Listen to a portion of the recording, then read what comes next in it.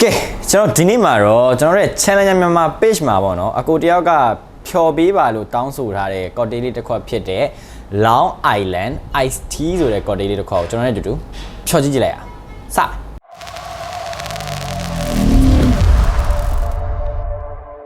အဲ့တော့ Long Island Iced Tea ကိုပေါ့နော်မဖြော်ခင်ဘာတွေလိုအပ်မလဲဆိုတော့ကျွန်တော်အရင်ပြောပြမယ်ပထမဦးဆုံးလိုအပ်မယ့် alcohol ကတော့5မျိုးလိုမယ်ပေါ့နော်အဲ့ဒါဘာလဲဆိုတော့ vodka လိုမယ်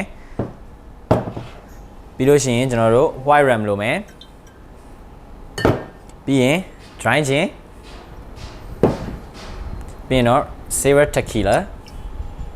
နောက်ဆုံးတစ်ခုအနေနဲ့ triple sec orange liquor ဒါမှမဟုတ်လို့ရှိရင် country u ပေါ့နော်မနက်မြ country u လဲ triple sec ပါပဲသူရဲ့ website မှာတော့နည်းနည်းအပိုကြီးထားပါဗျာတင်မလား no triple sec ပါညာပေါ့ more than triple sec လို့ရေးထားပါ okay အဲ့တော့ဒါကတော့ alcohol 5မျိုး okay ပြီးလို့ရှိရင်သူ့ရဲ့အရသာတွေအပ်ဖို့အတွက်ကြတော့ simple syrup တကြားရည်ပြီးလို့ရှိရင် coca cola နောက်ဆုံးအနေနဲ့ကတော့ lemon juice ဒါဆိုလို့ရှိရင်တော့သူ့ရဲ့ ingredient တွေစုံပါပြီအဲ့တော့စဖြော်ကြည့်လိုက်ရအောင် okay ကျွန်တော်ပထမဆုံးအနေနဲ့ shaker ခွက်လေးကိုယူလိုက်ပါတော့ပြီးလို့ရှိရင်အဲ့ shaker ခွက်ထဲကိုကျွန်တော်တို့ alcohol တွေ5မျိုးပေါ့နော်5မျိုးကိုတစ်မျိုးစီကို 0.75 ml စီအပ်သွားမှာဖြစ်ပါတယ်အဲ့တော့ okay ကျွန်တော်ပထမဆုံး sour tequila ကိုစထည့်လိုက်အောင်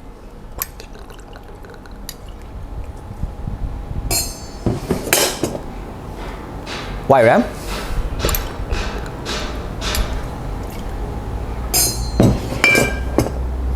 ပြီးရင် dry gin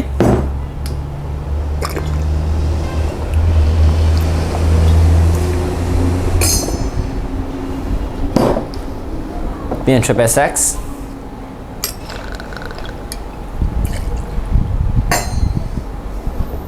ပြီးလို့ရှိရင်နောက်ဆုံးအနေနဲ့ vodka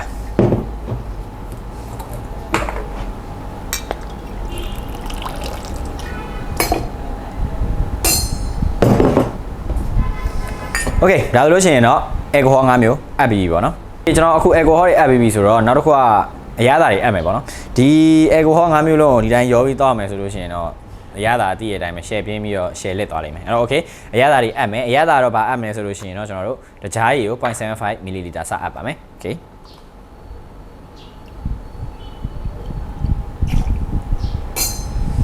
okay တကြားရည်အပ်ပြီဆိုလို့ရှိရင်တော့ကျွန်တော်တို့ lemon သီးလီးပါမယ် lemon သီးလီးမယ်ဆိုလို့ရှိရင်ကျွန်တော်တို့ garnish အတွက်လေးကိုနည်းနည်းလောက်ဖယ်ထားလိုက်ပေါ့နော် okay ဒီပြီးရင်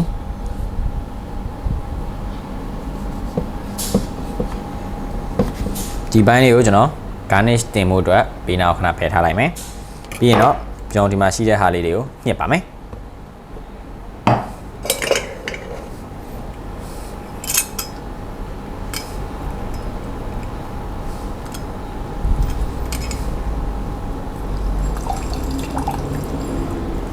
โอเคကျွန်တော်လီမွန်သီးလေးညှစ်ပြီးပြီဆိုလို့ရှိရင်ပေါ့ဒီထဲကိုရေခဲလေးနည်းနည်းလောက်ထည့်ပြီးတော့ရှက်လိုက်ပါမယ်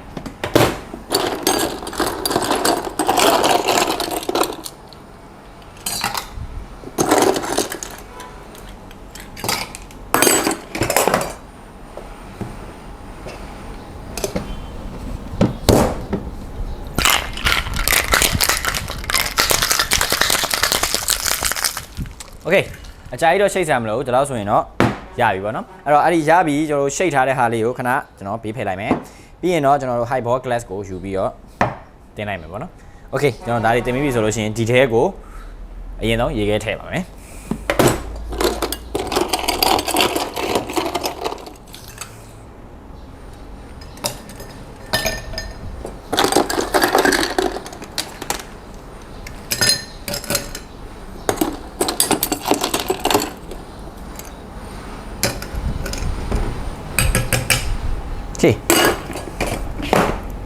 အဲ့တော့ရေခဲထည့်ပြီးပြီဆိုလို့ရှိရင်ဒီခွက်ထဲကိုပဲခုနက mix ထားတဲ့ shake ထားတဲ့ဟာလေးကိုထည့်လိုက်ပါမယ်ကဲ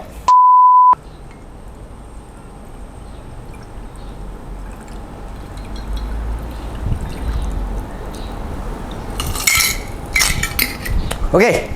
ဒါဆိုရှင်တော့ Long Island Iced Tea က80%လောက်ပြီးသွားပြီပေါ့နော်နောက်ဆုံး percent ကဘာလုပ်ရမလဲဆိုလို့ရှိရင်ဒီအပေါ်ကနေရာလွတ်ကြံနေတဲ့နားလေးကိုကိုလာလေးလောင်းထည့်လိုက်ရင်ပြီးပါပြီအဲ့တော့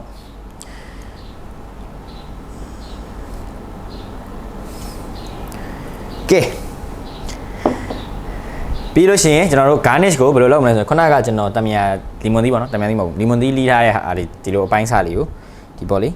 တင်လိုက်ရင်တော်တယ်နော်အဲ့လိုမဟုတ်ဒီလိုထည့်လိုက်ဒါဆိုလို့ရှိရင် Long Island မဟုတ် Long Island Iced Tea ကိုရိုက်ပဲဖြစ်ပါတယ်အဲ့တော့ကျွန်တော်တို့ဘယ်လိုအရသာရှိလဲဆိုတာကိုပိုက်လေးတက်ပြီးတော့တောက်ကြည့်ကြည့်လိုက်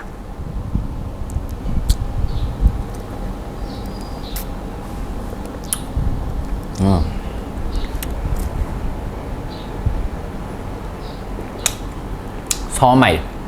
ဘယ်လိုမိုက်တာလဲဆိုတော့ဒီခုနအေကိုဟော၅မျိုးရောရတဲ့ဟာပေါ့နော်သူကဂျင်ရယ်တက်ကီလာရယ်ပြီးတော့ vodka ရယ်white rum ရယ်ပြီးရင် triple sec ရယ်ပေါ့နော်အဲ့ဒီ၅မျိုးထဲမှာ triple sec ရဲ့အရသာကသူရဲ့ orange liquor ရဲ့အရသာနည်းနည်းလေးပိုပြီးပေါ်လွင်တယ်ပြီးရင်တက်ကီလာရဲ့အနံ့ပြင်းတယ်ပေါ့နော်ပြီးလို့ရှိရင်ဂျင်ရဲ့အနံ့ရတယ် vodka နဲ့ white rum နဲ့ကတော့အရသာပျောက်သွားတယ်ပြီးရင် Coca-Cola ရဲ့အရသာကြောင့်သူကဘာနဲ့တွားဆင်လဲဆိုတော့ Long Island Iced Tea လို့ပြောတဲ့ပုံစံအတိုင်းပဲပေါ့နော်သူက lemon tea လို့ဘာလို့တစ်ခွက်တောက်နေရတယ်လို့မျိုးအရသာကိုပေးတယ်အဲ့တော့ okay cocktail ထဲမှာ lemon tea လို့အရသာမျိုးကြိုက်တဲ့လူဆိုလို့ရှိရင်တော့ဒီ Long Island Iced Tea ကခင်ဗျားတို့အတွက်ရွေးချယ်စရာ cocktail လေးတစ်ခွက်ပါပဲလို့ပြောရင်းနေပဲအားလုံးကျေးဇူးတင်ပါတယ်အော်ဒါနဲ့ဒီဗီဒီယိုကိုပေါ့နော်ဒီ Long Island Iced Tea ကိုဖျော်ပေးဖို့တောင်းဆိုတဲ့အကိုလိုမျိုးဒီဗီဒီယိုကြည့်နေတဲ့လူတိုင်းတောင်းဆိုလို့ရပါတယ်တကယ်လို့ကိုက cocktail နာမည်မသိဘူးဆိုရင်ပေါ့နော်အကိုကြီးကျွန်တော် vodka လေးနဲ့ rum လေးနဲ့ဒါမှမဟုတ်နွားနိုလေးနဲ့ဥမာပြောပြရပါတော့တကယ်ရောလိုက်တော့ရှော့ပါလိမ့်အဲ့တော့ okay ကိုရောစီခြင်းတဲ့ပုံစံရောခိုင်းလို့ရပါတယ်ကျွန်တော် mix လုပ်ပြီးတော့ဖျော်ပြပေးမယ်ပေါ့နော်အဲ့ဒါလေးကိုတောက်ကြည့်ပေးမယ် taste ကောင်းလို့ရှိရင်ကောင်းတယ်လို့ပြောပေးမယ်မကောင်းဆိုရင်မကောင်းလို့ပြောပြပါမယ်အဲ့တော့ကိုလိုချင်တဲ့ alcohol တွေကိုကျွန်တော်တို့ရဲ့ channel မြန်မာမှာလာပြီးတော့စမ်းသပ်ကြည့်လို့ရပါတယ်အဲ့တော့အားလုံးကျေးဇူးတင်ပါတယ်ကျွန်တော်နောက်ဗီဒီယိုမှာပြန်ကြည့်ကြပါမယ်ကျွန်တော်တို့တောက်လာအောင် cheers